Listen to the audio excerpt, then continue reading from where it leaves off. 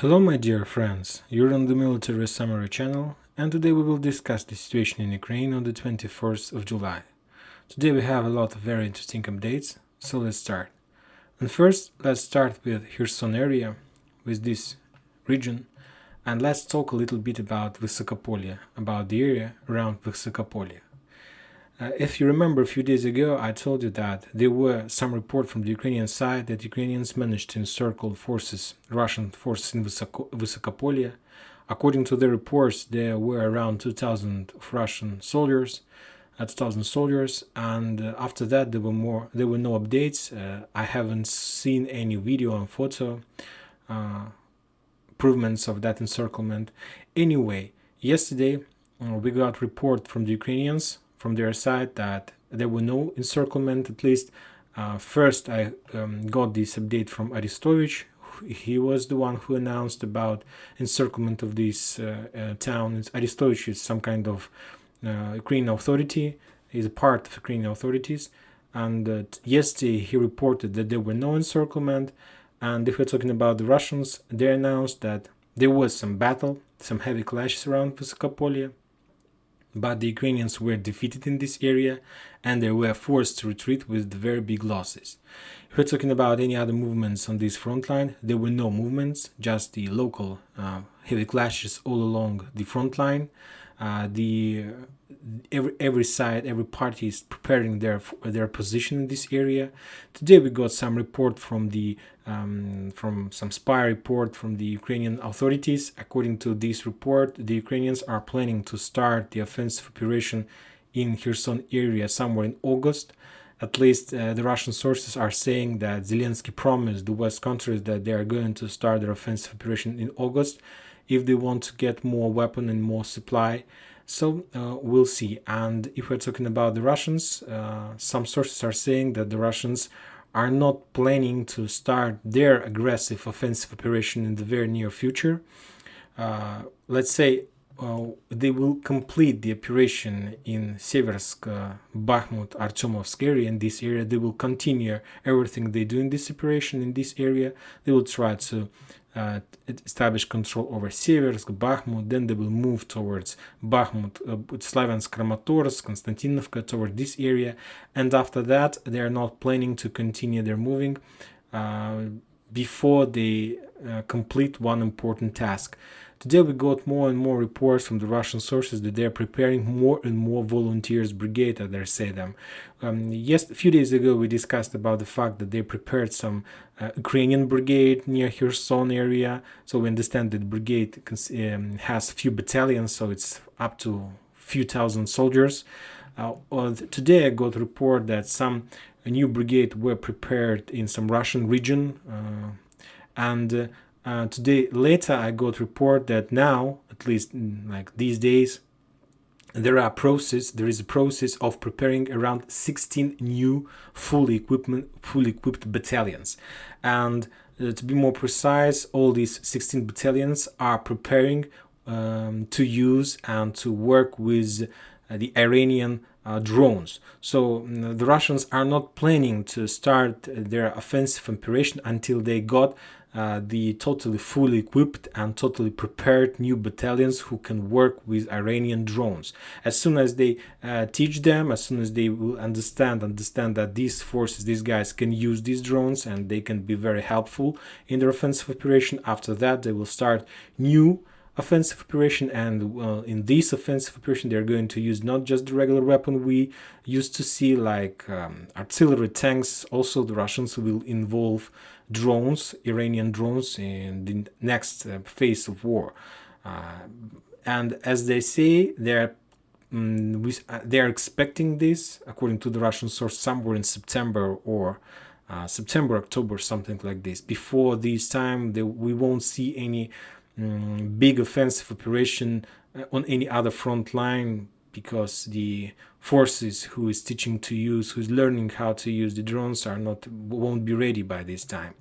So this is about Kherson area. Now let's talk a little bit about Siversk, this area.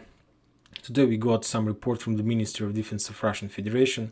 They give us some new numbers from this area about the losses of Ukrainians. and the most important part is about the 10th, this one, 10th Mountain Brigade, this one. If we take a look at this map of this position, we see that this brigade is located near Artyomovsk, but according to the previous report, we saw that this brigade is stretched all around the front line, and some battalions we might see near Berestova, near Bilogorovka. These 10th brigade were moved to this position, and Ukrainians moved the 118th Territory Defense Brigade from this area towards the big land for reinforcing this area. Also, some sources were told us that these 10th Mountain Brigade was spotted near Verkhnyokamyanska, this area, and today, according to the Russian report, around 70% of this brigade is already destroyed. So the losses of this brigade, to be more precise, they were talking about this few battalions from this brigade, so I'm not sure about the 70% of the loss of this brigade, or the Ministry of Defense were talking about these 2 battalions or about the entire brigade. I can't tell you exactly, because the note wasn't. It was very difficult to understand from this note from the Ministry of Defense. Anyway, 70% of losses is very big, and I found on some military Telegram channels from the Russian sources that exactly those brigades took part. They were standing around Verkhnyokamyanska, so we can say that those forces from 10th Mountain Brigade got losses who were standing in front of Russian in town Verkhnyokamyansk, in this area, and that's a lot. Of course, 70%, that's a lot, and we understand that Ukrainians don't have reinforcement to reinforce this area to change these soldiers, because the situation is very bad. And if we take a look at the Russian sources map, there is one important update. You see that this north is highlighted with a lot of icons, and there was a video and update today from town Grigorievka, from this town, that the Russians managed to capture around 18 soldiers from this area. There was a video confirmation about this. Furthermore, if you take a look at this map, you're going to see that the Russians moved their flamethrower systems, TOS-1A. This system is very dangerous, and as I understand, Ukrainians Ukrainians understand that this is the most dangerous weapon against them. This weapon is not a long-range weapon. This flamethrower system can fire just 3 till 6 kilometers, so you need to bring this system very close to the front line. And as you can see, the Russians managed to do this, and furthermore, by the end of this day, we got the information that the Russians managed to establish control over the road. This information is not confirmed yet by many sources, it's just like the fresh update, that the Russians managed to cut the road between Siversk and Serebrenka. So we can say that town Serebrenka already is in some kind of operational encirclement. Yes, they still have possibility to retreat from Serebrenka towards Dronivka, but as far as I understand from the previous report, that the area between Dronivka and Serebrenka, this one on the north from Siversk, is under Russian commandos' control. So I'm not sure that forces from Serebrenka do really able to leave this area without losses. Yes, they can do this. Maybe if they're gonna do this today, if the information, of course, about the fact that this road is already cut is true. Maybe it's just some kind of another type of speculation, because we heard a lot of speculation from the Russian side about Siversk, because even last week I told you that there was some report that the Ukrainians are leaving this town and that there are battles around the town. But as we understand, as we see right now, that was some kind of speculation. As you can see, this map has been updated. You see that the Russians moved the territory that is under their control, and if we compare the Russian sources map and the West sources map, you're going to see the very important difference. According to this map, we see that the front line from the Ukrainian side is, we can say, pretty safe. You see that there is a small back in Grigorievka, there is small back from the Russian side in this area. Anyway, Verkhnyokamyanska is in the safe side. But if you take a look at the Russian sources map, you're going to see that The Russians managed to cross a lot of territory on the north from Verkhneykamyanska, and we can see that the border of their territory that they're under their control is ends at the same place where the town Verkhneykamyanska ends on the west side, this one. So that's me, and this map shows that this border is somewhere in the middle of this town. So we can say that the Russians are moving on the north. Grigorievka is under the Russian control, and I suppose that very soon, if the Russians manage to establish control over this road, this road, we are talking about this one.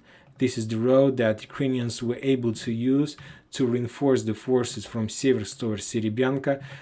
If we take a look at this map, you're going to see that there is no more local roads, just one on the north, this one, that you can use to get Dronivka, but it's so close to this forest, so close to the Russian territory, so I'm not sure if the Ukrainians use this road, or they still have some possibilities to use this road as well. Yes, this one they are also able to use.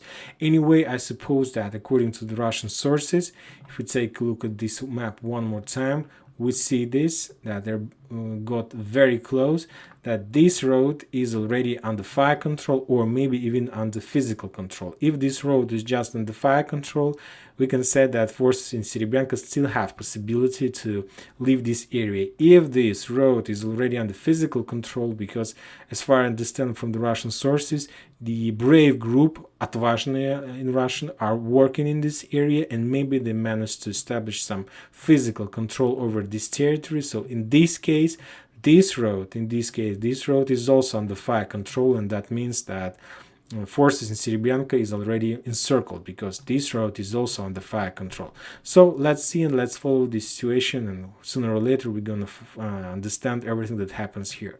Now let's talk about the area between Vymka, Ivana Daryevka, Sporная, Berestova. As you can see, the West Sources map is not updated. This map still show us that this town like Sporная and Berestova is under Ukrainian control. But I'll remind you one more time that if you take a look at the Russian sources map, you're going to see that Berestova and Sporная is under the Russians. So I suppose that, and there was not just like, there was a video confirmation about the fact that Berestova is under the Russian. There was some kind of press report on the government Russian TV channel, and there was a video from the west part of this town. So I suppose that this sounded on the Russians. And the most heaviest clashes in this area, of course, is around Ivana Daryevka. This is a vital area, and the Ukrainians, they have possibility to reinforce this area from Zvanivka, but there is a very heavy artillery duels in this area, and the Russians' main goal to reduce the Ukrainian artillery positions. There were a lot of reports, a lot of updates on this map as well. You're going to see that this icon like counter-battle struggle, and if we take a look at this icon, we're going to see that near Siversk there was destroyed 3 groups of the MRS systems, Grad in this area. There was a warehouse destroyed on the back of Siversk. This is the hills on this side of the Siversk. We discussed that the Ukrainians are using these hills to fix and to suppress the Russians on this side to stop their offensive operation. As you can see, the Russians destroyed some warehouse, and I suppose that was some ammo depot for the artillery system that Ukraine uses on the west side of Siversk. Another important update where you can see from area Bakhmut, Soledar, from this triangle. There are very heavy clashes there. We got more and more updates that Wagner's returns on the front lines, that they're pushing, they're very successful. There are very heavy clashes near town Veselaya Dolina, and it's like 2 kilometers in front of Bakhmut. So let's just calculate the distance. This Veselaya Dolina, and it's just 2 kilometers. So we can say that the battles is right in 2 kilometers in front of this heart of this on this front line. As you can see, the West source map has been updated. Finally, they are showing us that Klinova is under the Russian control. the very heavy clashes in Pokrovska. To be more precise, I suppose that sooner or later the West Sources map is going to be updated as well. The south part, this one is under the Russians, and as you can see, there is no icons above this area, like no showing, no artillery shelling, no fighting. And this is the north part of this town, and you can see that this town is under very heavy shelling. This town is reducing to ruins by both sides, and Ukrainians are reducing this area because they understand that soon they're going to lose this town, and of course they need to destroy every single building where the Russians can establish their fire position, their fortified position, so on. From the other side, the Russians are trying to suppress the Ukrainians who is reducing this town because they need this area to establish their eye position, their fire position, and to fix from this area the Russians will be able to fix the Ukrainians all along all these position. As you can see, from Pokrovsk, from this area, you can control entire east part of Artyomovsk, including Krasnogora. There is not much kilometers. This town, Bakhmut, is in the lowland. Pokrovsk is a little bit on the hill, so that's why you are able to fix and to control everything, every single east block of Bakhmut town, or Artyomovsk, if we're talking about another title of this town. Another important update are coming from Soledar. Soledar is under very heavy fire. Soledar is some kind of a small agglomeration that includes few towns, and we can say that Soledar agglomeration consists of Soledar itself, Bakhmutskaya, this one, the town on the southeast of this town, of course Yakovlevka, these few villages like Novokamyanka, Strypovka, and on the west Blagodatne, these towns. And a few days ago we got report that the Russians took control over Strypovka and Novokamyanka already, so this here is on the Russians already. There was a report from the Russian side. There are very heavy clashes. The Russians from this bridgehead are trying to attack Soledar itself. They are trying to attack Yakovlevka. They're trying to help the Russians who is fixing Ukrainians in Pokrovska. And today we got more confirmations that the Russians managed to establish control over some part of Bakhmutska. I can't tell you exactly the blocks that is under the Russian control. I'm telling you that it might be some kind of speculation, and it might be some kind of, we can say, just softly information. So the Russian control just this part, maybe they just control these few blocks, maybe a little bit more. It's just the information for better understanding that the Russians entered Soledar agglomeration, and now they're moving to the heart of this town from the south. So the main goal, of course, to establish control over Bakhmutsko on this side of this small river, of these small water reserves. And we can say that the battle for Artyomovsk, for Bakhmut, is already up to begin. If we're talking about the south, as you can see, there are also very heavy clashes. The West Source map are showing us that the Russians are trying to storm to assault this area, trying to reduce the Ukrainians as much as possible, but the Ukrainians still hold this position with very heavy losses. Of course, we understand that they still have possibilities to do this. There are 13th Mechanized Brigade, there is 72nd Mechanized Brigade, there are some kind of national battalions who do some few jobs, not just like forces who help this area. Also there are anti-retreat forces, some kind of anti-retreat forces. So we see that the Russians are still there and they can't crack this nut. But it's not because of the fact that Ukrainians there are so professional and so on. It's because of the fact that Ukrainians don't count their losses in this area, and they bring there more and more reinforces, and these reinforces is reduced heavily every single day. Now let's move back to the Russian sources map.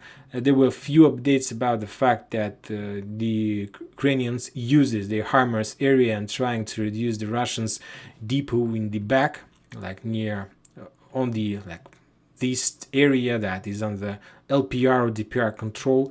If we take a look at the Donetsk, you see that this town is under very heavy shelling. One more time, the Ukrainians are shelling this town heavily, trying and forcing the Russians to be more aggressive in this area. If we talk about this area, for example, Avdiivka area and Pesky Marinka area. This territory is under control, is under protection of 54th Mechanized Brigade, and according to report we got today from the Russian Ministry of Defense, the Russians destroy some headquarters of this brigade in the town by the name of Kurakhova, this one. Of course, this brigade has few battalions. These battalions have some small sub-battalions and so on, some groups. There are a lot of headquarters of every single battalion, so one of them were destroyed, and this, as far as I understand, the one that was located near Kurakhova, that means that the forces from Kurakhova headquarters were controlling and the forces who were fighting in Marinka. So, and Ukrainians are using Marinka to shell Donetsk from at least the west part of Donetsk.